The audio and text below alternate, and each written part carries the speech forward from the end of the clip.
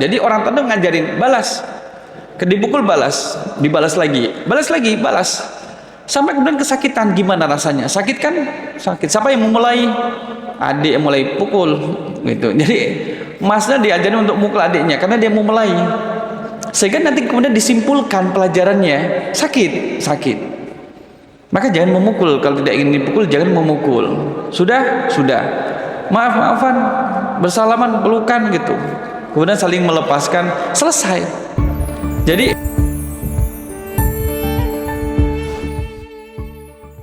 Assalamualaikum warahmatullahi wabarakatuh. Alhamdulillahilladzi bi ni'matihi tatimmus shalihat. Asyhadu an la ilaha illallah wahdahu la syarikalah wa asyhadu anna Muhammadan abduhu wa rasuluh la nabiyya ba'dah. Allahumma shalli wa sallim ala nabiyyina wa rasulina Muhammad sallallahu alaihi wasallam wa ala alihi wa ashabihi wa man tabi'ahu bi ihsani ila yaumiddin, amma ba'du. Bapak Ibu jamaah rahimakumullah. Kita melanjutkan kajian dari pertemuan sebelumnya, bagaimana kemudian kita menyiapkan keluarga kita dengan membentuk keluarga yang kemudian sakinah, mawaddah warahmah. Dimulai dari mana? Harapannya kan memiliki anak yang kemudian soleh solehah. Maka kemudian dimulai dari orang tuanya. Dalam kesempatan kali ini kita akan bersama mereview dari apa yang sudah kita ambil dari kitab Adabul Mufrad, adab persona, yang kemudian pembahasan bagaimana anak harus birrul walidain kepada orang tua, dan orang tua juga menjadi teladan bagi putra putrinya. Nah, malam kali ini kita melanjutkan pada bagian yang ini. Pernah kemudian kita sampaikan hal-hal yang menjadikan anak itu menjadi durhaka. Kan ada faktor yang memicu dari sang anak, dan ada faktor yang kemudian yang memicu adalah orang tuanya. Kalau dari sang anak pernah kita sampaikan, anak menjadi durhaka ketika dia itu kemudian tidak mendapatkan ilmu agama yang baik, memiliki teman yang tidak baik, pengaruh lingkungan yang tidak baik. Anak itu menjadi anak yang sombong, ya kan? Sombong terhadap orang tuanya, egonya terlalu tinggi. Nah, kalau ini dari faktor orang tuanya, maka kita membekali diri kita sejak dini dan juga mereview juga perkembangan putra putri kita. Faktor kedurhakaan anak pada orang tuanya antara lain dari sekian banyak faktor, antara lain adalah karena pola asuh yang kurang tepat. Bagaimana orang tua kemudian mengasuh anak tidak tepat sasaran. Contohnya bagaimana? Contohnya adalah ketika orang tua mengedepankan kekerasan daripada musyawarah ataupun dialog dan diskusi. Bagaimana ketika orang tua mengedepankan mendidik anak kemudian dipengaruhi dengan berbalut kemanjaan, apapun yang diminta oleh sang anak kemudian dituruti. Ya, itu duitnya orang tua, hartanya orang tua, dan itu adalah keinginan orang tua terhadap anaknya. Tetapi yang perlu kita perhatikan bahwa ketika ini dikatakan terlalu manja, itu seperti menumpulkan kemandirian sang anak di saat sang anak sudah tidak didampingi oleh orang tuanya lagi. Usia tidak ada yang tahu. Orang tua kemudian bisa kemudian membersamai tumbuh kembang sang anak, tapi belum tentu melihat bagaimana pertumbuhan anak ketika dewasa. Orang tua sudah kembali kepada Allah Subhanahu wa ta'ala. Orang tua lebih dahulu meninggal daripada putra putrinya. Maka kalau terlalu dimanjakan apapun yang diminta, maka orang tua juga tentunya melihat ini baik bagi anak atau tidak, ini sesuai dengan usia perkembangan anak ataupun tidak. Kita yang lebih tahu. Jika kita kemudian orang tua yang baru masih muda, perlu belajar, pun kemudian kita bisa searching apa yang kemudian cocok bagi putra putri kita dengan melihat usia perkembangan sang anak dan juga perkembangan yang ada, ya kan? Bukan karena kita ingin yang penting anak saya diam, tidak nangis, yang penting anak saya kemudian diam, tidak ganggu pekerjaan orang tuanya, yang penting anak saya itu anteng kemudian tidak rewel. Bukan hanya sekedar itu, tapi kemudian kita lihat apa yang kita berikan kepada mereka sehingga mereka bisa diam. cocok tidak, sesuai tidak dengan situasi dan kondisi yang ada. Maka kita orang tua lebih dituntut untuk lebih paham daripada putra-putrinya. Maka pola asuh yang tidak tepat, pola asuh yang salah, terlalu keras atau terlalu memanjakan anak. Tentunya memang yang merasakan nanti kan keluarga. Ngapain ngatur-ngatur keluarga saya? Ini kan keluarga saya. Saya mau manjain dia terserah gitu. Terserah, saya juga bisa kok memanjakan. Kalian aja yang sirik, yang bisa menuruti keinginan anak-anaknya, nah, kan gitu. Ya sudahlah, kalau sudah demikian ya kembalikan pada orang tuanya. Atau kemudian jangan terlalu keras. Keras ini dalam, misalkan keras dalam fisik, main keras, main pukul, main cubit. Masa gitu aja nggak bisa dicubit sama ibunya? Gitu aja nggak bisa. Jadi gregetan ibunya. Tahu-tahu temennya nanti buat gosong bapak. Jadi kalau anak kecil kalau kemudian dicubit itu kan jadi gosong, hitam. Itu meninggalkan traumatis itu. Bahaya, hati-hati. Hati-hati yang demikian itu. Dan kemudian juga di sini sebaliknya adalah bagaimana kemudian orang tua mengajarkan kemandirian bagi sang anak. Anak kemudian dilatih untuk bertanggung jawab. Salah tanggung jawab, ada konsekuensinya. Kalau tidak mau dipukul, jangan memukul gitu. Kalau tidak mau sakit, jangan menyakiti orang lain. Itu perlu ditanamkan kepada sang anak, sehingga nanti dia saling merasa memiliki. Pernah tahu kalau kemudian kita lihat bagaimana adik kakak kemudian lagi berantemnya adik kakak kan usia 3-4 tahun, 2 tahun 3 tahun berantem pukul-pukulan. Hanya orang tua mengawasi mereka berantem, tidak diawasi. Karena berantemnya di dalam mobil, diawasi, ayo balas. Jadi orang tua ngajarin balas, dipukul balas, dibalas lagi, balas, sampai kemudian kesakitan. Gimana rasanya? Sakit kan? Sakit. Siapa yang memulai? Adik yang mulai pukul, gitu. Jadi masnya diajarin untuk mukul adiknya karena dia memulai, sehingga nanti kemudian disimpulkan pelajarannya sakit. Maka jangan memukul. Kalau tidak ingin dipukul, jangan memukul. Sudah. Maafan, bersalaman, pelukan gitu. Kemudian saling melepaskan, selesai. Jadi kemudian orang tua itu menyelesaikan masalah dengan cara yang adil, sehingga tidak kemudian berpihak pada salah satu anak dan meninggalkan dendam pada anak yang lain. Bapak Ibu, tidak selalu kemudian yang dewasa itu salah. Dan tidak selalu kemudian yang itu dibuat kalah-kalahan. Jadi memang harus tahu. Karena orang tua tadi mengetahui akar permasalahannya, dari awal memang tahu, kemudian tapi ditungguin. Mau pukul-pukulan pakai bantal silahkan, tapi ditungguin. Artinya menunggu itu jangan sampai menggunakan benda-benda yang berbahaya. Masih sewajarnya. Nyubit-nyubit itu kan sewajarnya, ya kan? Mungkin kalau jambak-jambakan masih sewajarnya, tapi tidak sampai dibenturkan ke benda yang keras gitu. Jadi kemudian orang tua disimpulkanlah jadinya. Disimpulkan dan kemudian satu minta maaf, satu mau memberi maaf, selesai. Jadi masalah selesai.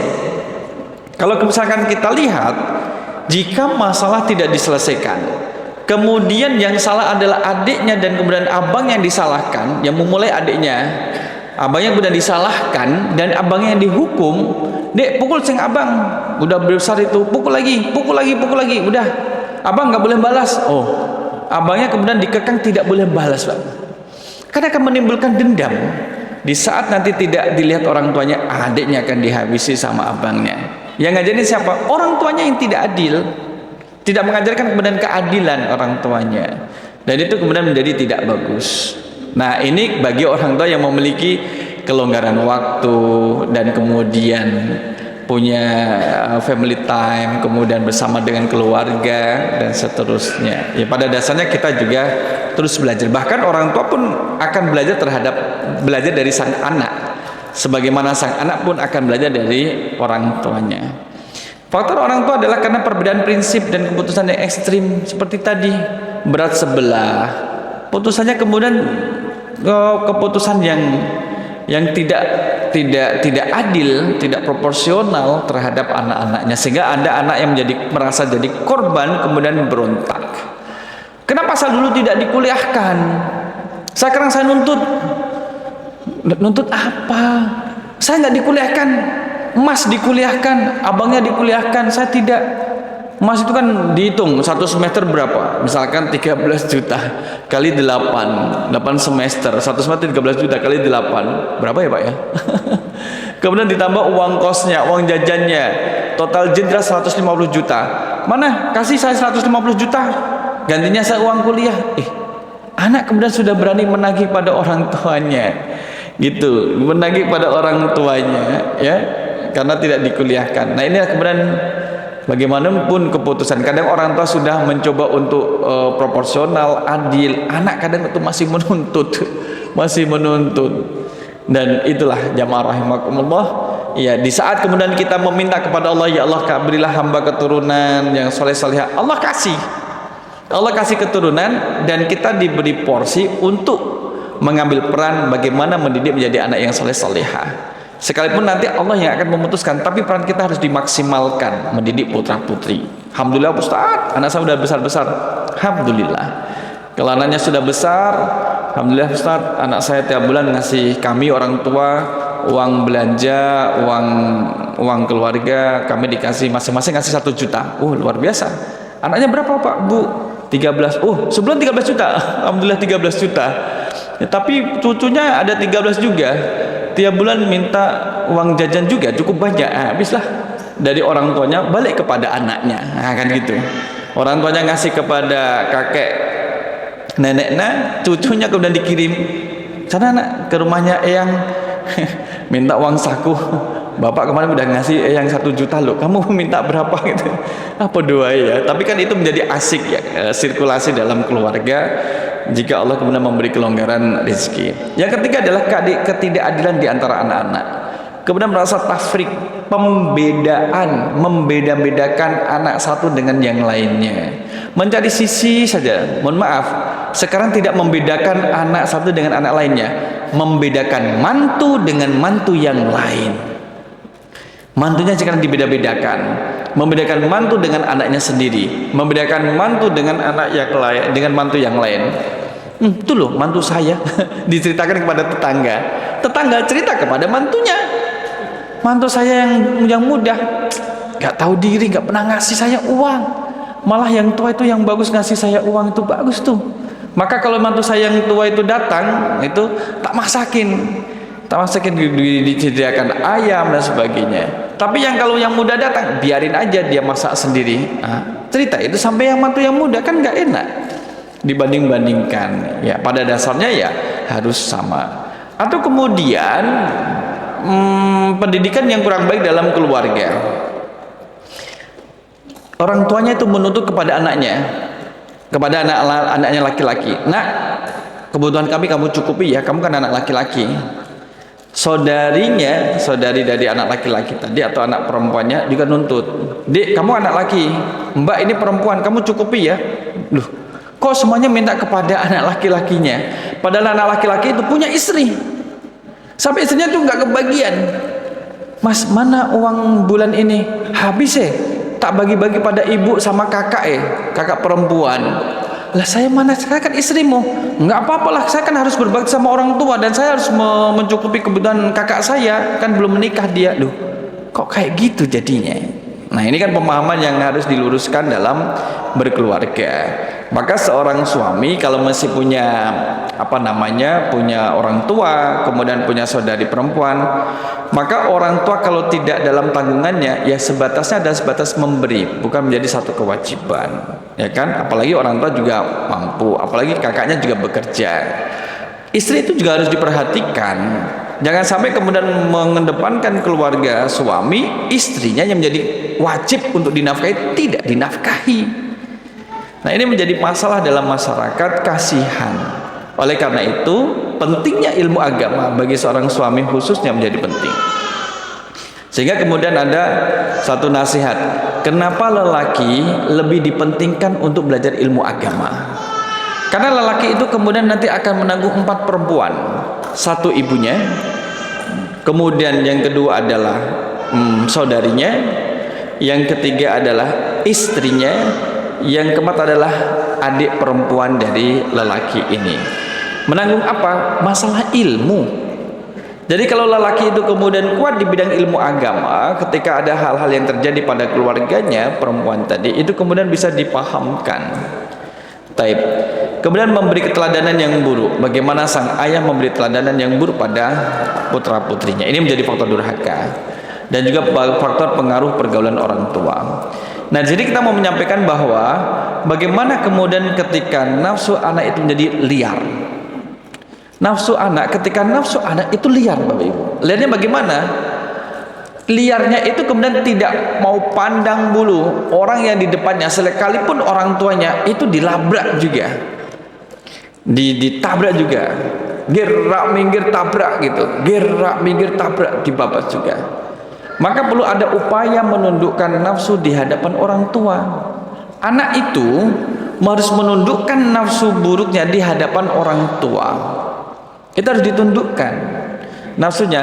Nafsu membentak, mau berkata keras, ditundukkan. Jangan berkata keras di depan orang tuanya. Jangan, lirihkan. Gak usah pakai toa gitu, di depan orang tuanya pakai toa, gak usah. Jadi kemudian jangan, mohon maaf, sekalipun orang tuanya mohon maaf berkurang pendengarannya, gak usah membentak-bentak, cukup ngomong biasa saja. Kemudian bisa diganti dengan bahasa isyarat, dibantu dengan bahasa isyarat, dibantu dengan menghadirkan benda. Kalau menawari makan, bapak sudah makan gitu kan, kemudian ada gestur yang kemudian menunjukkan itu, nanti orang tua akan melihat. Ini orang tua diajak ngomong gak paham, ha-ho, ngomong keras dikira membentak, ngomong lirih denger gitu. Tetap harus dijaga, nafsu seperti itu harus dijaga. Jangan. Posisinya beliau adalah orang tua. Jangan kamu bicarakan, kamu gunjing di belakang, dia orang tua. Jangan kemudian jadi pembicaraan di luar sana, beliau itu sudah tua. Itu maka nafsu, ketika nafsu anak liar, itu menjadi bahasa. Ketika nafsu anak menjadi liar. Nah, jamaah rahimakumullah, orang tua itu kan jadi panutan, bukan pamitan. Apa maksud pamitan? Orang tua kemudian kadang sering melipir kemana, izin dulu ya gitu. Pak, itu loh anaknya lagi ada masalah. Oh iya, saya tak izin dulu ya, tolong ibu diselesaikan bu. Nah, bapaknya itu kan kepala rumah tangga. Bapaknya kan harus ada di depan, ya kan, menjadi terdepan dalam menyelesaikan urusan rumah tangga. Itu bapak, maka disebut dengan kepala rumah tangga. Maka amanahnya itu berat. Orang tua laki-laki itu amanahnya berat. Jika orang tua tidak menjaga anak dari api neraka, jadi upaya menjaga anak adalah dengan mendidik agama. Anak akan tumbuh menjadi sosok yang jauh dari nilai kepatuhan. Jika orang tua tidak menjaga anak dari neraka, a'udzubillahi minasyaitonirrajim, ya ayyuhalladzina amanu qu anfusakum wa ahlikum nara. Itu untuk orang tua juga. Maka orang tua harus berusaha menjaga anak dari api neraka dengan tidak membiarkan anak melakukan kesalahan menurut agama. Tidak membiarkan anak dalam kemaksiatan menurut agama. Maka harus ada upaya. Karena apakah nanti ibunya datang membawa sapu, mana anak saya gitu, ketika mendatangi anaknya tidak baik-baik, saya pulang sana, pulang ya, kadang harus tegas sama anaknya. Sampai kemudian anaknya kemudian, ih kamu itu loh, lu takut sama ibumu. Ya memang harus takut. Takutnya itu ada takut hormat terhadap ibunya. Maka kadang ibu kan harus tegas. Ini sudah jam 10 masih aja nongkrong, pulang. Bapaknya suruh nyari anak perempuannya. Kamu jam 11 masih nongkrong di sini, pulang. Anak perempuan nyampe di rumah, bapaknya nggak sampai rumah. Bapakmu mana? Nggak tahu. Malah nongkrong juga. Disusul sama ibunya, gantian nongkrong dan sebagainya. Ini jangan menjadi orang tua yang pamitan. Pamitan itu kemudian undur diri dikit-dikit, tidak mau tahu urusan anak. Sudahlah bu, anak kita itu sudah dewasa, sudah biarin aja. Dia nanti menanggung resikonya kok. Dia sudah bisa berpikir. Bukan demikian Bapak Ibu. Kita masih ada loh, kita itu masih hidup loh. Kita itu bukan mati. Kalau kita sudah mati, sudah meninggal, anak seperti apa? Kita nggak bisa berbuat apa-apa karena sudah meninggal. Tapi kita ini kan masih hidup. Maka harus bergerak dan kemudian menjadi panutan bagi sang anak dalam segala hal. Sebagaimana laqad kana lakum fi rasulillahi uswatun hasanah. Nah, panutannya dalam hal-hal yang baik. Maka kadang kemudian orang tua minta dievaluasi sama anaknya. Nak, tolong bapak dievaluasi ya, kurang apa? Bapak ini terlalu kasar ya kalau ngomong. Loh, iya toh? Iya. Nah, orang tua tuh mau dan rela untuk dievaluasi oleh anaknya dalam interaksi di dalam rumah tangga. Iya bapak itu mohon maaf pak, mohon maaf, jangan menjatuhkan ibu kalau di depan orang lain. Menjatuhkan gimana? Lah kemarin bapak mengatakan ibu nggak bisa apa-apa, itu kan gak enak pak. Istri saya itu nggak bisa apa-apa kalau di rumah, itu kan gak enak pak. Itu namanya menjatuhkan harga diri ibu di depan orang lain. Kalau mau mengatakan itu, ya sudah di depan ibu saja, di dalam rumah kita aja. Jangan disampaikan di depan orang lain. Oh, yang bukan keluarga kita. Akhirnya kan mereka ketawa pak, mengatakan, masa sih suamimu, istrimu nggak bisa apa-apa? Wah, tuker aja itu. Nah kan gak enak juga. Nah kemudian orang tua tuh mau dievaluasi. Oh iya ya, mohon maaf kemarin bapak salah. Ya namanya juga bapak itu kan manusia yang makan, minum, tidur, bangun, manusia, bukan malaikat. Tapi mau dievaluasi sama anak yang sudah dewasa, itu sesuatu banget bapak ibu. Kemudian apa lagi nak? Ya tapi bapak punya sisi kelebihan sih, bertanggung jawab bapak itu. Dan bapak juga kemudian tidak mau kalau ada orang lain menghina keluarga kita, dan bapak juga menjaga keluarga kita, itu bagus. Jadi balance, seimbang. Nah itulah kemudian jamaah rahimakumullah. Lagi kemudian terus anaknya minta, bapak tolong dong saya dievaluasi. Gantian ini anaknya dievaluasi sama bapaknya, disebutin kekurangannya. Kamu kalau dipanggil orang tua itu jangan lama-lama datangnya, langsung saset gitu loh. Jangan nanti. Oh iya saya dievaluasi. Nah inilah orang tua menjadi panutan. Orang tua ketika khilaf, salah, mau dibenarkan, mau dikasih tahu. Anak nanti juga demikian. Kalau salah dikasih tahu dan juga akan mengikuti nasihat. Nah di sini jamaah rahimakumullah, yang pertama adalah saling menjaga. Apa itu? Saling menjaga. Ada kata saling. Tidak hanya kemudian yang suami menjaga istri, tapi istri juga menjaga suaminya. Tidak hanya orang tua menjaga anak, tapi anak juga harus menjaga orang tuanya. A'udzubillahi minasyaitonirrajim. Ya ayyuhalladzina amanu qu anfusakum wa ahlikum nar. Wahai orang-orang yang beriman, qu anfusakum, jagalah dirimu, wa ahlikum, dan keluargamu, nar, dari api neraka. Nah ini kemudian ada perintah untuk menjaga. Jangan menyerahkan kepada satu pihak, saling menjaga. Bahkan kemudian tetangga pun bisa mengambil peran untuk saling mengingatkan satu dengan yang lainnya. Kita lihat dari dalam tafsirnya, jamaah rahimakumullah. Di tafsirnya dulu, nah ini. Qala Sufyanus Tsauri an Mansur an rajulin an Ali radhiyallahu anhu fi qawlihi qu anfusakum wa ahlikum nar. Ketika menyebutkan jagalah diri kalian dan keluarga kalian dari neraka, diri kalian dulu baru keluarga. Kita tidak bisa menjaga keluarga kalau kita sendiri tidak bisa menjaga diri, ya. Yaqulu adibuhum alimuhum, ajarilah mereka adab. Ajarilah keluarga kita untuk menjadi keluarga yang beradab, berakhlak. Itu. Alimuhum, ajarilah mereka, ya. Qala Ali bin Abi Thalha an Ibnu Abbas, qu anfusakum wa ahlikum nar. Dari Ibnu Abbas kemudian mengatakan bahwa i'malu bi taatillah, i'malu, kerjakanlah, bi taatillah, dengan ketaatan kepada Allah. Jadilah keluarga yang taat kepada Allah. Wattaqu ma'asiyallah, dan jauhilah, takutlah terhadap maksiat kepada Allah, ya.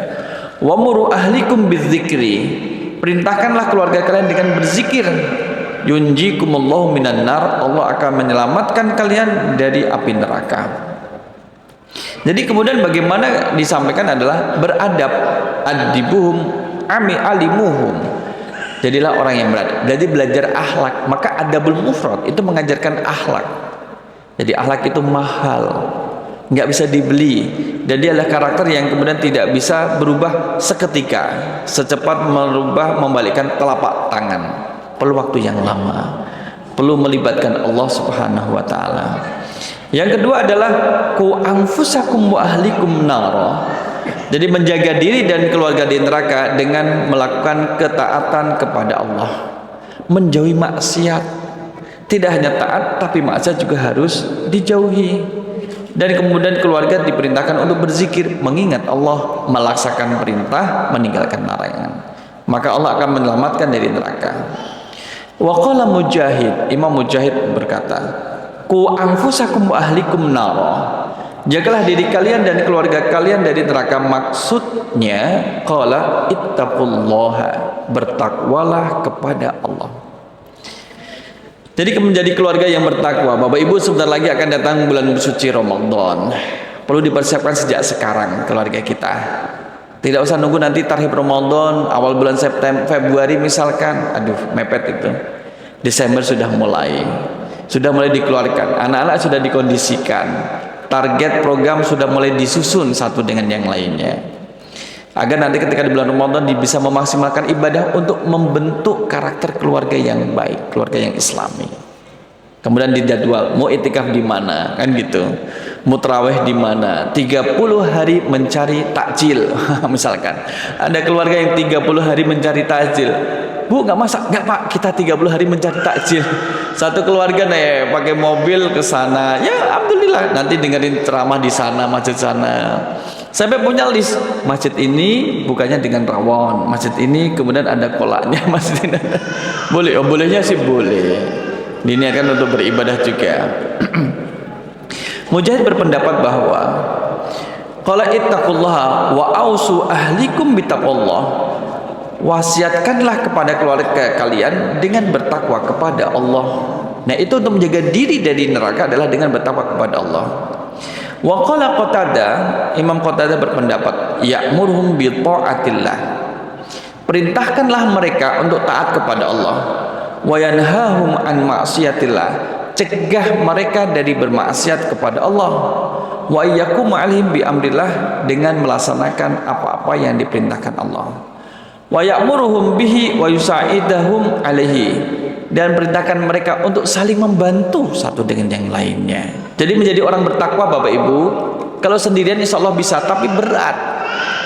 Tapi kemudian saling membantu. Wa ta'awanu 'alal birri wat taqwa. Jadi saling membantu, saling menguatkan. Anak sedang sedih, orang tua datang menguatkan. Orang tua sedih dengan bisnis usahanya, kemudian anak datang menguatkan. Saling menguatkan satu dengan yang lain. Suami sedang kemudian banyak tuntutan kerja, istri menguatkan, dan seterusnya. Wa ya fa idza ra'aita lillahi ma'siyatan fad'athum anha wa zajartahum anha. Kalau melihat kemaksiatan yang dilarang oleh Allah, maka harus dihindari dan ditinggalkan. Nah, ini kemudian menjaga keluarga dari api neraka. Maka kemudian jamaah rahimakumullah, di sini dikatakan oleh Dohak dan Muqatil begini Bapak Ibu.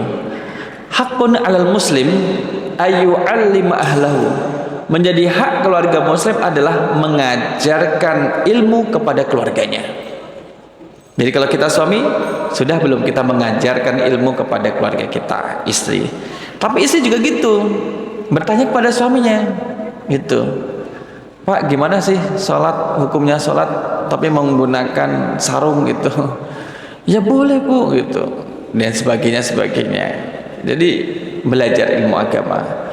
Min qarabati wa imaihi wa abidihi, termasuk juga mengajarkan ilmu agama pada keluarganya, sanak kerabatnya, tetangganya, bahkan pada hamba sahayanya. Tentang apa? Ma faradallahu alaihim, tentang apa yang Allah wajibkan kepada mereka, wa ma nahahumullahu anhu, dan tentang apa yang Allah larang dan cegah. Maka kalau kita lihat kisah ini, kisahnya Umar bin Khattab radhiyallahu anhu ketika didatangi seorang ayah nih datang kepada Umar bin Khattab, wahai khalifah, anak saya ini kemudian mengadukan tentang perilaku sang anak yang tidak baik terhadap orang tuanya, tidak baik terhadap ayahnya. Sudah berani membentak saya, sudah berani membantah saya, dan hampir-hampir akan memukul saya. Maka ketika mendengar ucapan demikian, dan itu dilakukan oleh anak kandung terhadap orang tuanya sendiri, maka Khalifah Umar bin Khattab kemudian, wahai prajurit, datangkan anaknya bapak ini, datangkan, dikonfirmasi dulu, wahai anak, betul ini ayahmu? Betul wahai khalifah, itu adalah ayahku. Betul kamu telah membentaknya dia? Betul khalifah, saya telah membentak dia. Betul kamu berkata kasar terhadapnya? Betul khalifah, saya telah berkata kasar terhadap ayah saya. Oh, dibenarkan semuanya. Maka ketika sudah dikonfirmasi ini adalah orang tuanya, dikonfirmasi ini adalah ucapannya, baru kemudian datanglah putusan. Durhaka kok. Durhaka itu. Berani-beraninya kamu membentak orang tua, durhaka itu. Maka sang anak kemudian memberanikan diri, wahai khalifah, jangan buru-buru menghukumi saya dengan durhaka. Boleh tidak saya bertanya? Boleh nggak saya bertanya? Silakan kamu bertanya. Jadi sekalipun khalifah menghukumi dia itu bersalah durhaka, tetap kemudian memberi kesempatan. Kalau mau bertanya, silahkan bertanya. Apa yang ingin kau tanyakan? Saya ingin bertanya, bukankah seorang anak itu punya hak dari orang tuanya? Ya. Lantas apa haknya anak dari orang tua? Haknya anak dari orang tua menjadi kewajiban orang tua memberikan itu kepada anaknya. Nah, di sini disebutkan 3 hak. Satu adalah anak berhak mendapatkan calon ibu yang baik. Yang kedua, anak berhak mendapatkan nama yang baik. Yang ketiga, dengan kaitannya materi kita adalah anak berhak mendapatkan pengajaran Al-Quran yang baik dari orang tuanya. Apa kata sang anak setelah mendengarkan ini? Wahai khalifah, satu pun dari yang kau sebutkan tidak saya dapatkan dari orang tua saya. Ibu saya bukan perempuan yang baik. Bapaknya tidak mencari calon ibu yang baik. Ibunya adalah seorang, mohon maaf, budak hitam yang dibeli di pasar dengan harga 2 dirham waktu itu. Kemudian yang kedua adalah saya dikasih nama Ju'al. Ju'al itu kalau kita lihat di sini, bahasanya adalah kewawong. Kewawong itu apa kewawong? Ada enggak? Ayo kewawong. Ini kewawong atas ngeten niki Bapak Ibu. Dulu pernah main kayak gini, diadu gitu, gitu suaranya itu. Ini lama-lama jadi binatang langka ini, Pak. Ini lama-lama nanti jadi binatang langka di sini, kewawong ini. Yang hidup di pohon kelapa, nggih. Ya, melubangi pohon kelapa. Kok bisa ya gitu ini kewawongnya? Luar biasa. Kan ini keras. Kalau ya kita lihat untuk binatang sekelasnya lah, ini kewawong. Kemudian juga saya tidak pernah diajarin. Jadi anak ini dikasih nama Ju'al, artinya adalah kewawong. Panggilannya Wawa. Wawa kemana? Siapa nama lengkapnya? Kewawong. Keke, maksudnya Keke kemana Keke? Kewawong. Yang ketiga, anak ini kemudian tidak diajarin Al-Quran, Bapak Ibu. Tidak diajarin Al-Quran, tidak diantar bapaknya ke taman Quran, taman pendidikan Quran, tidak diantar bapaknya kemudian ke tempat belajar Al-Quran pun tidak. Tidak diantar ke tempat belajar Al-Quran dan tidak diajari oleh Al-Quran. Dikonfirmasi oleh Khalifah Umar bin Khattab kepada ayahnya, baik ayah, betul yang kamu lakukan itu? Betul. Lah, sudah jelas ya. Setelah diperiksa ternyata sang ayah tidak pernah mengajarkan Al-Quran dan memilihkan ibu yang buruk bagi anaknya. Kau telah mendurhakainya sebelum dia mendurhakaimu. Wahai sang ayah, kamu telah mendurhakai anakmu sebelum anakmu durhaka terhadap dirimu. Kalau yang kamu kasihkan kepada anak itu tidak baik, ya patut kamu mendapatkan yang tidak baik. Kalau yang kamu kasih itu adalah, mohon maaf, racun, ya kamu akan dikasih racun juga. Tapi kalau yang kamu kasih adalah baik, maka akan dibalas dengan kebaikan juga. Maka di sini pentingnya menjaga keluarga dari api neraka. Nah, bersikap proaktif. Dimulai dari mana? Dimulai dari sholat. Nah, ini kopian. Wa fi mana hadil ayat al-haditsul ladzi rawahu al-Imam Ahmad wa Abu Dawud wa Tirmidzi min hadits Abdul Malik bin Rabi' bin Sabrah an abihi an jaddihi qala Rasulullah sallallahu alaihi wasallam dalam upaya untuk menjaga keluarga, murus sobiya bisolati idza balagha sab'a sinin. Hadis yang sudah kita ketahui. Perintahkanlah anakmu, anak kecil, untuk sholat ketika dia berusia 7 tahun. Ya, 7 tahun ya.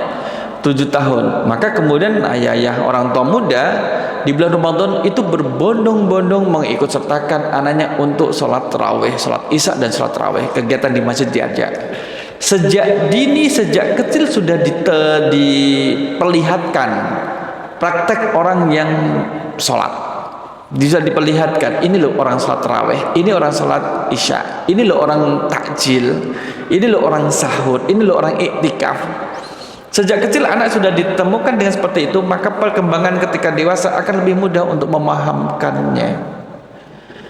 Fa idza balagha 10 sinin fadribuhu 'alaiha. Kalau usianya sudah 10 tahun kok masih malas-malas salat, fadribuhu 'alaiha, pukullah dia. Ingat, ini bukan mengajarkan kekerasan fisik. Bukan memukul pada wajah, bukan memukul pada badannya, tapi bagian belakang bawahnya. Pukulan pendidikan, ayo bangun gitu. Jadi kalau misalkan salah satu orang tua berat hati, Pak nggak usah anak kita dibangunkan, nanti dia ngantuk di sekolah, biarkan dia tidur, nggak sholat nggak apa-apa, wong dia itu juga belum balik. Bapak Ibu kalau usia 10 tahun sudah balik nopo tereng? 10 tahun itu kelas SD kelas berapa? 4 kan? 4 G. Kita sudah balik nopo tereng? Sudah balik nan? Belum kan, 4 SD kan belum. Nah di sini kemudian bukan kemudian Islam mengajarkan dia kan belum wajib sholat, kenapa harus diwajibkan sholat? Bukan, pembelajaran. Maka bagi keluarga yang mohon maaf ada yang menolak, saya nggak mau dengan hadis itu, ya itu pilihan, dan setiap pilihan ada konsekuensinya. Anak saya sekarang tuh sukanya bentak-bentak saya, sudah minta motor tak belikan motor, sekarang sudah bentak-bentak saya. Usianya berapa? Baru juga 15 tahun. 15 tahun. Dulu sejak 10 tahun disuruh sholat enggak? Enggak saya suruh, saya tak manjain dia enggak sholat. Bahwa sekarang juga 15 tahun juga enggak sholat. Nah, itulah pola asuh. Jenengan mendapatkan apa yang jenengan tanamkan pada diri anak-anak jenengan. Hadza lafdhu Abi Daud wa qala Tirmidzi hadza hadis hasan. Maka kemudian jamaah rahimakumullah, qala al-fuqaha wa hakadha fi shaum. Termasuk juga mengajarkan puasa terhadap anak-anak sekalipun belum balik, tapi semampunya, ya kan? Makan nanti puasa lagi, kan gitu. Benar lagi.